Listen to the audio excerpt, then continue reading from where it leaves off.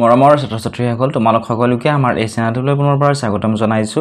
আজিৰ এই ভিডিঅ'টিত ক্লাছ 9ৰ বিজ্ঞানৰ অধ্যায় নম্বৰ 1 আমাৰ চাৰিওকাষৰ বস্তুবোৰ মেটাৰ ইন আৱাৰ সাৰাউণ্ডিংছ এই অধ্যায়টিৰ অতিৰিক্ত কেইটামান প্ৰশ্ন আজিৰ এই ভিডিঅ'টিত আলোচনা কৰিম। ভিডিঅ'টি শেষলৈকে চাই থাকিবা।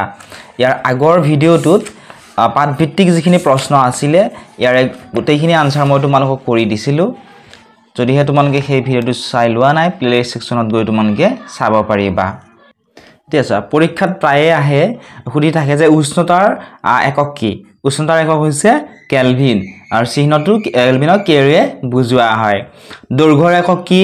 দৈৰ্ঘ্যৰ একক হৈছে মিটাৰ, এমেৰে বুজোৱা হয়। এইটো সাইডত চিহ্নসমূহ দিয়া আছে, তোমালোকে চিহ্নসমূহ মনত ৰাখিবা। প্ৰায়ে তোমালোকক এককসমূহ সোধে। ভৰৰ একক কি? ঘৰৰ একক কিলোগ্ৰাম।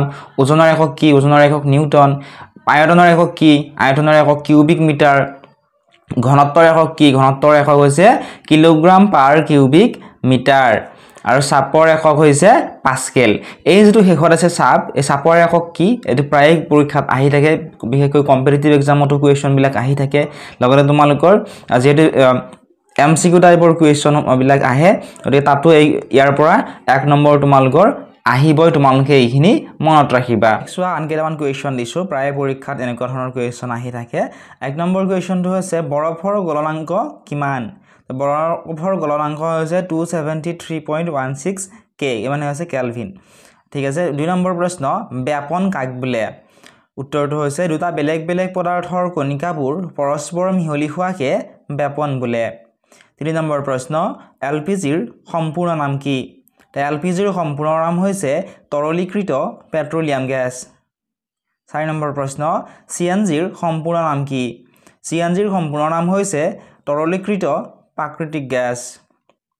5 নম্বৰ প্ৰশ্ন বিগলনৰ লিনতাপৰ সংজ্ঞা দিয়া। উত্তৰটো এনেদৰে লিখিবা। এক বায়ুমণ্ডলীয় চাপ আৰু গলনাংক উষ্ণতাত 1 কিলোগ্ৰাম কঠিন পদাৰ্থ জুলীয়া অৱস্থালৈ নিবলৈ যি পৰিমাণৰ তাপৰ প্ৰয়োজন তাকে পদাৰ্থটোৰ বিগলনৰ লিনতাপ বোলে। 6 নম্বৰ প্ৰশ্ন ঊৰ্ধ্বপাতন কাক বোলে? উত্তৰটো লিখিবা এনেদৰে।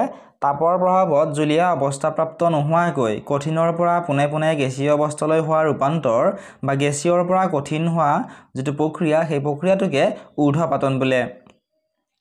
7 নম্বৰ প্ৰশ্ন বাষ্পীভৱনৰ হাৰ কি কি কাৰকৰ ওপৰত নিৰ্ভৰ কৰে? উত্তৰটো এনেদৰে লিখিবা। তৰলৰ পৃষ্ঠকাৰী বাঢ়িলে বাষ্পীভৱনৰ বেগ বাঢ়ে। উষ্ণতা বৃদ্ধি হ'লে বাষ্পীভৱনৰ বেগ বাঢ়ে। বায়ুৰ আৰ্দ্ৰতা কম হ'লে বাষ্পীভৱন বাঢ়ে। তোমালোকক যদি এই কুৱেশ্যনসমূহৰ PDF সমূহ লাগে, তোমালোকে ডেসক্ৰিপচনত দিয়া লিংকসমূহত ক্লিক কৰি আমাৰ ফেচবুক পেজ, হোৱাটছআপ চেনেল আৰু টেলিগ্ৰাম চেনেলসমূহত ফলো কৰি ল'বলৈ নাপাহৰিবা। সকলোবোৰ লিংক ডেসক্ৰিপচনত দিয়া আছে, তাত তোমালোকে PDF সমূহ পাবা, একেবাৰে ফ্ৰী হয়, ফলো কৰি ল'বলৈ নাপাহৰিবা। কুৱেশ্যন নম্বৰ 8 ভাৰতীয় দৰ্শনৰ মতে পঞ্চতত্ত্ব কি? উত্তৰটো হৈছে ভাৰতীয় দৰ্শনৰ মতে পঞ্চতত্ত্ব হৈছে বায়ু, পানী, পৃথিৱী বা মাটি, আকাশ আৰু জুই বা অগ্নি। এই সকলোবোৰকে ভাৰতীয় দৰ্শনত পঞ্চতত্ত্ব বুলি জনা যায়।